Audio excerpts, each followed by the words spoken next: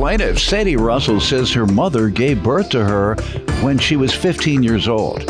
And years later, she discovered that the defendant may be her brother or her cousin.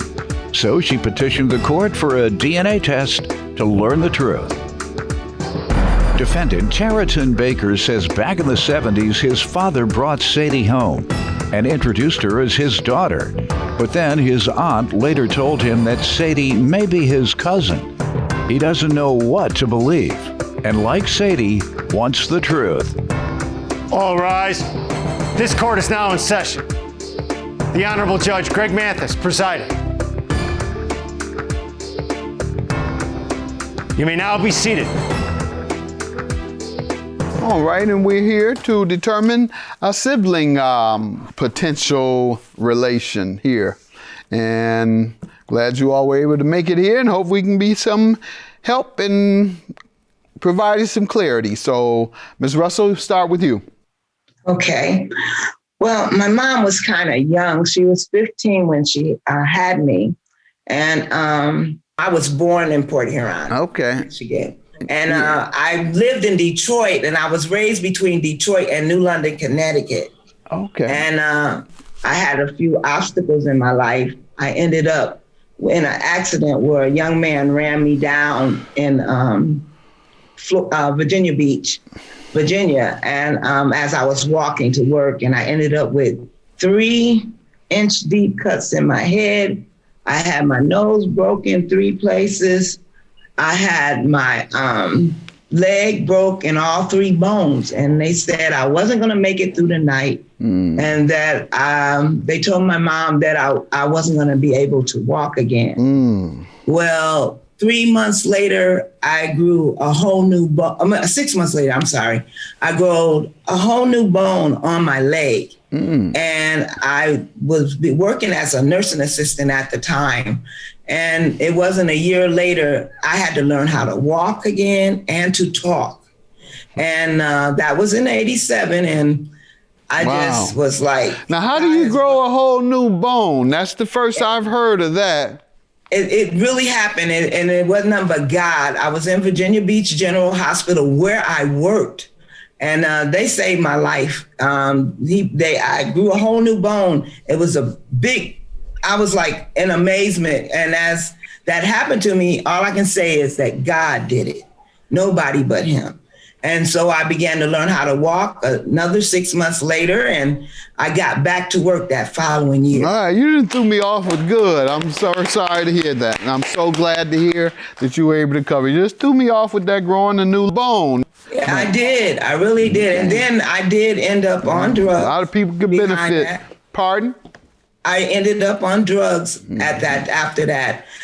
Started off with the Vicodin pills and ended up smoking crack cocaine. I say about 1994, I was trying to take my life, and I don't know what happened. I ended up spitting up all the pills. I asked God, I told him, if I can't see my kids again, I don't know what I'd do. How do you think you became addicted, if you look back at it? Or have you had treatment that might have given you some insight? I had God. I asked him to take it away, and he took it away that night. And what made you start, though? We want to help other people. I know God bless you, but I want to know how we can help other people by telling your story. How I started was there was a gentleman that said he was my friend, and he said it would ease the pain better than the taking of the pills. The pills were making me hallucinate, I admit. And I had all my family and friends sleeping with me in my king size bed because I wake up seeing ants and roaches and everything was crawling on me. So he gave me that, and it helped me to sleep. And What helped you to sleep? The crack cocaine. Crack? Okay, you're probably the first person in history that it made sleep, because crack usually makes people very I didn't get that habit until after I started doing it too much. And I did it for 10 years straight. And I decided after my husband took my children and took them to Seattle, and I lived in Durham, North Carolina. Did you stop using after he removed your After he kids? took my kids, I got with Pastor Shirley Caesar's, her shelter, and they going to church at her church, and everything just helped me to get back to me. And I thank God every day for my life. How long after you began at Pastor Caesar's church did you, who, by the way, I'm a big fan and associate of. We're mutual fans of each other, she tells me. And how long did it take after joining her church did you attempt to get your children back? What happened was I was living in the shelter and I used to cook for them. They love my beans and stuff. But anyway, I used to cook for her and for the shelter people. And I asked for the lady of the house to ask if I could get some help. So the Pastor Shirley Caesar's shelter gave me the money to go pick up my child. God bless. When I came back, I didn't have no place to stay, but I had a job working at the rehabilitation center across from Durham, Duke College. Duke University, And I ended up, had a job, came back to Durham on the bus, and a gentleman, he was a assistant pastor or deacon of his church. And he said, I told him I didn't have a place to stay or to go. He took me home to his wife, and they gave me an apartment upstairs above them. And I didn't go back to Pastor Caesar. I ended up going to a young man's church. His church was the New Bible Way, and ended up there, and I got saved again, and because I used to be saved before, and I got saved again. Good. And I'm not stopping. Good. And I've been in church off and on, but now I've been in church since 2011. Beautiful, beautiful. She's doing some real life-changing things over there, and yes, you're a example of that. You know, she's perhaps the greatest gospel music singer of our time. You know, a lot of times you spend more time pleasing your audience with your voice and not as much in ministry. And certainly you save lives as a gospel singer and inspiring them to turn toward Christ. On the other hand, the real work of Jesus, in addition to saving souls, is serving souls. Yes, that's what I do. Serving the poor, healing the sick, and serving the poor. And so we're so glad that you're able to tell people that's what Pastor Shirley Caesar does outside of being the greatest gospel artist of our time. She also does the real work of Jesus. All right, and you give me some background, sir, on yourself. Well, my father was in the service for 21 years, and we traveled a lot doing his tours. And he retired in Port Huron, Michigan, outside of Detroit. Well, Port Huron, all right. One of our staff persons here, Corey, I think it's Mount Clemens or Port Huron. They're right there together. Any town that produced him, he's a scoundrel. So, watch it now. I don't know, I can see how things didn't go well for you. How did they work out for you coming up in Port Huron? Hopefully you're a success story from Port Huron, because all I've heard was bad news coming out of there. Oh, watch it now.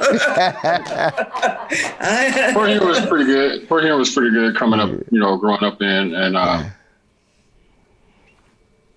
my father brought Sadie over to our house probably, I think it was like 73, 74, and introduced 75. Her as... 75, introduced her as?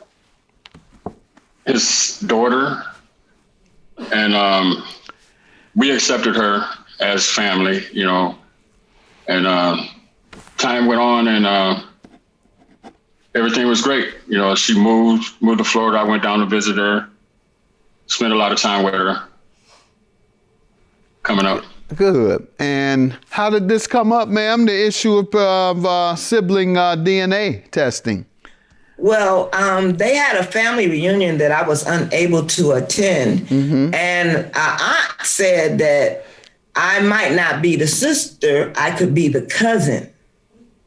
And so after a few months of being down there, Ted would call me and he would say, "What's happening, cuz?"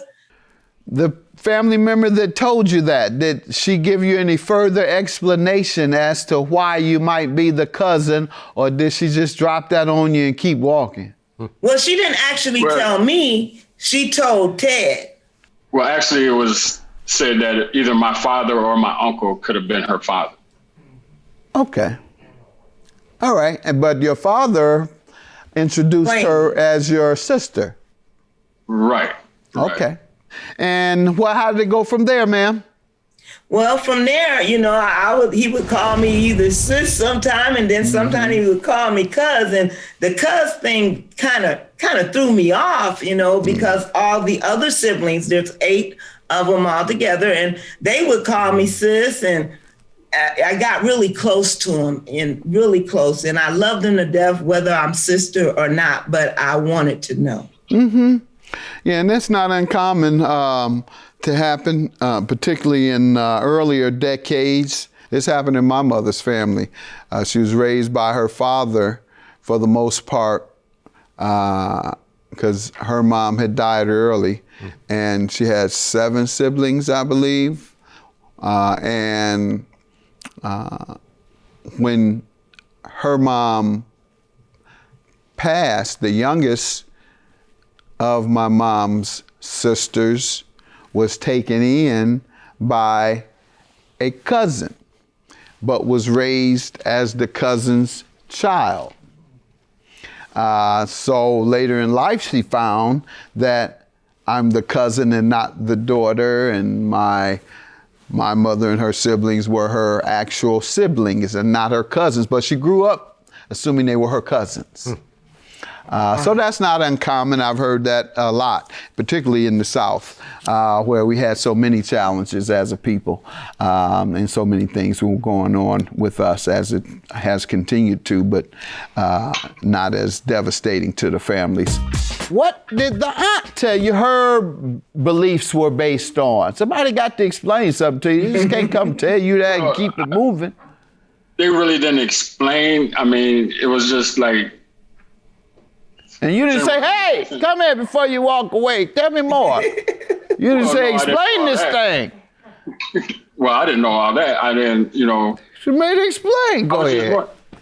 I was more or less confused. I wasn't there when all that was going on. So, with what was being said was true or untrue, I can't say. You know what I mean? Okay. And, all I know, somebody walk up to me right now and say that your brother is your cousin, I'm going to ask that person, where you getting this from? Even when I was 15, I would have done the same thing. Pardon? The way I see it, the person that could have cleared it up was no longer there. So, but you still want to ask, where did they get their information? Did you get this from the beauty salon? Did you get this from the liquor store? From the guy standing out front? Were you over to the house with Sadie one day when she was smoking? And she told you that?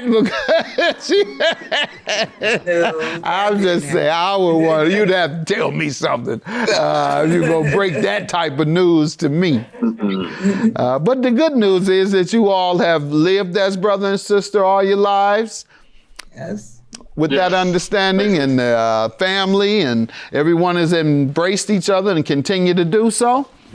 Yes. And you're going to continue, obviously, after this, whatever the result might be. Yes. Well, let's see. Take a look.